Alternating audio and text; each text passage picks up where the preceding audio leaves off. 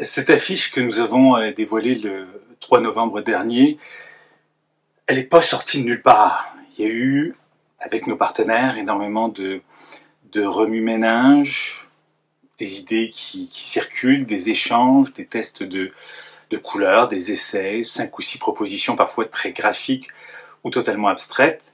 Puis il y a eu évidemment bien des retours.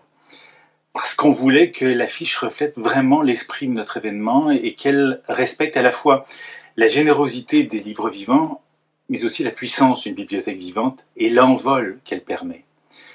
On a choisi des couleurs pastel, douces, lumineuses, des couleurs qui apaisent et qui ouvrent, des couleurs qui, en tout cas c'était notre cas, nous rappellent notre volonté et celle du Salon du Livre de Montréal cette année de réenchanter le monde.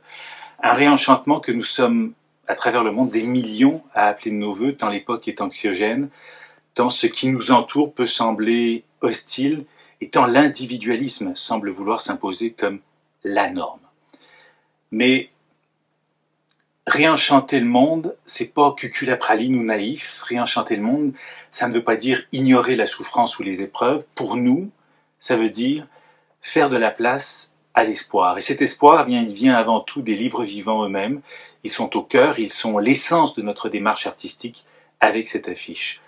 Ce sont elles et eux, nos vedettes, des personnes qui ont accepté de prêter leur voix, leur histoire, leur vécu, avec à la fois courage, générosité et humanité. À travers leurs récits, on ne raconte pas une théorie, un concept ou une statistique, on rencontre un être humain, et ce dans toute sa complexité, sa vulnérabilité et sa force.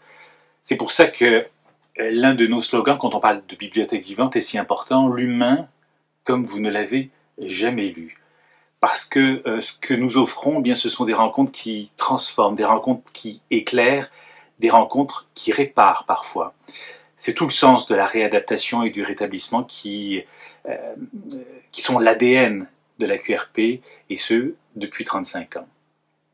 Avec les équipes de nos partenaires, Marie, Elisabeth, les deux Fanny, Jacinthe, Marie, Catherine, Véronica, nous voulions une affiche vive, lumineuse, chaleureuse, une affiche qui porte ce que nous voulons transmettre, soit de la lumière, du lien et surtout, c'est aussi essentiel, de l'espoir.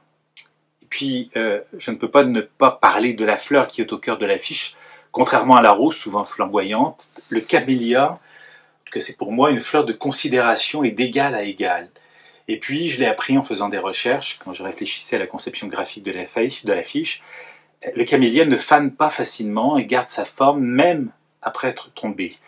Et pour moi, ben, ça rejoignait l'idée de la grâce dans l'adversité, de la constance et de la force tranquille. Et puis, dans certains pays d'Asie, au Japon par exemple, cette fleur est souvent associée à une beauté modeste, dénuée d'arrogance. Et rapidement, l'imaginer au centre de l'affiche, elle la fait éclore avec en son centre des hommes et des femmes, des livres vivants qui en seraient comme le cœur, mais est apparue comme une symbolique de transformation à la fois douce et profonde. L'éclosion d'un camélia n'est pas explosive, elle est plutôt lente, progressive et porte la lumière. C'est donc pour moi la fleur idéale pour illustrer la révélation d'un être à lui-même, la révélation d'un être aux autres. Alors, quand vous viendrez au Palais des Congrès de Montréal pour le 48e Salon du Livre et que vous verrez notre affiche, arrêtez nous voir et offrez-vous une halte dans un espace bienveillant où on se raconte pour se rencontrer.